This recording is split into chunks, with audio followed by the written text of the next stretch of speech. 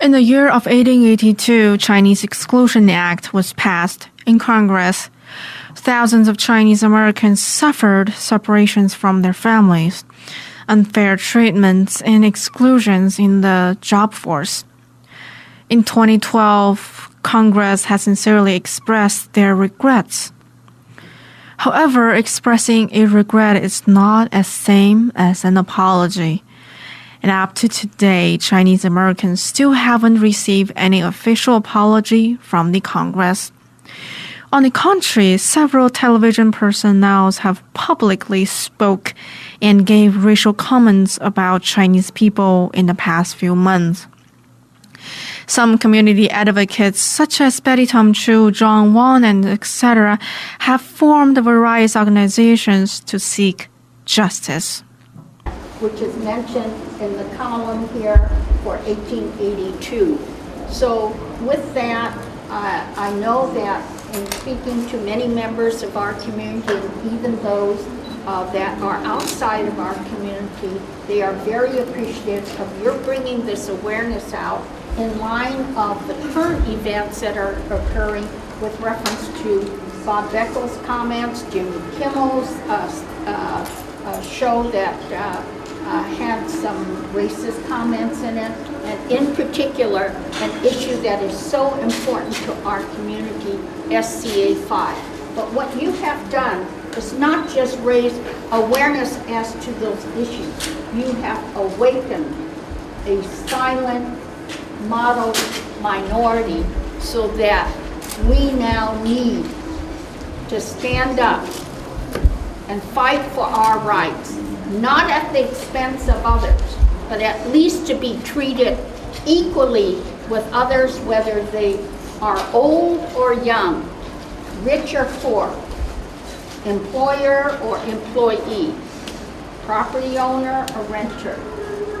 We are all in this together. We have all contributed in whatever way we can to the prosperity of America. Let us not forget that, and thank you so much, Senator. Thank you, Betty. Okay, John G is very kind to have prepared the timeline, both in the duplicate of this chart here and also a chronological timeline.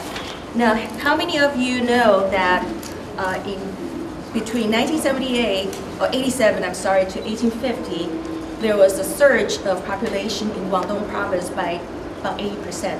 Okay, so at the time, Guangdong did not have enough farmland or infrastructure to feed all that increased population. So a lot of people seek outlet.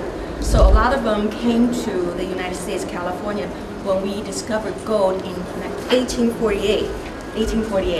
So 所以在1787年到1850年代这个时间呢，广东省因为当时的人口大幅度的增加，大概80%左右，因为当时广东省没有足够的这个农地以及基础建设，可以照顾这些增加的这些民众所以有很多人呢就离开了广东省。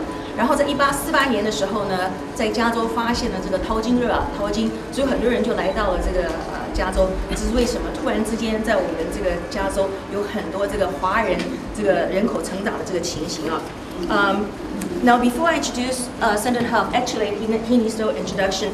I do want to mention who supported SJR-23. I'm sorry, you guys speaking Chinese and English together. 现在要讲一下，报告一下就是在这个 SJR-23 这个运动之中我们华人的这个社团里面有什么样的社团支持这个行动那我下面用中文很快的这个念一下包括有美洲同源会、大圣盖博谷地区的这个支会，还有 APAPA 就是亚太美国公众事务协会、美中二战纪念碑协会、维护清华历史真相协会、招伦公所、圣地牙哥州立大学孔子学院、南加州大专校委联合会 JCUA 以及洛杉矶县圣地牙哥华美协会这些协会出面正式的支持这个 SJR-23 的这个法案So without further ado, let's invite Senator Huff to speak to us about SJR-23. So, hello, dear folks. Welcome to the show. Jack Chow on East West Show with G&E TV. As you may probably notice of the different backdrop and also the different environment, we're now live on the site of the Bowers Museum of downtown Orange County, interviewing Senator Bob Huff. Hi, Senator. Welcome to the show. great to be with you again. We know it is one of the special days that under your leadership, lots of people putting together their efforts, and this is the day for the event, for the news release. So what news are you releasing today?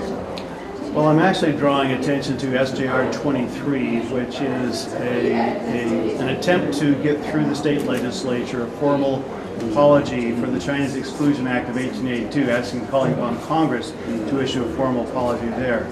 We just happen to have this museum which had an excellent display on Chinese culture, including the backdrop we're with, that has some of the timeline of different discriminatory acts against the Chinese from their first involvement here in the United States and California. Of course. This backdrop caught my eye very first minute I walk in. So I see the timeline, and it's the first time I see people roll the history over in a way like this. So in your eye, what significance does it make to put things in a way like this? Well, it's very important. I know when I went to school, when my kids went to school, we didn't learn a whole lot about Eastern civilization. We certainly didn't hear about the discriminatory things we did. Oh, we knew a little bit about the Chinese Exclusion Act, we've heard about that, but we didn't hear that we taxed the laundry people 3 or 4 times more than the others, or we wouldn't allow them to have Chinese women come over because then they would marry and have kids. And certainly a lot of the history, by seeing the timeline, you understand how deep and woven into the fabric of American society the discrimination was. I see. So I see behind this there's lots of efforts putting together. Is there a one-party effort, two-party efforts, or non-party effort? Well, it's really nonpartisan. Chinese don't fall into any particular party, nor do the people that discriminate against them. But we built a broad coalition in Sacramento up there. We are just a two-party system, but it's bipartisan at that point to try to get this through. And we can't make up for the past, but we can certainly recognize and apologize for it. I see. All right, to my audiences, right now, I am on site with at the Bowers Museum in downtown Orange County, interviewing Senator Bob Huff. We're now taking a little break. When we come back, we'll continue from other point of views.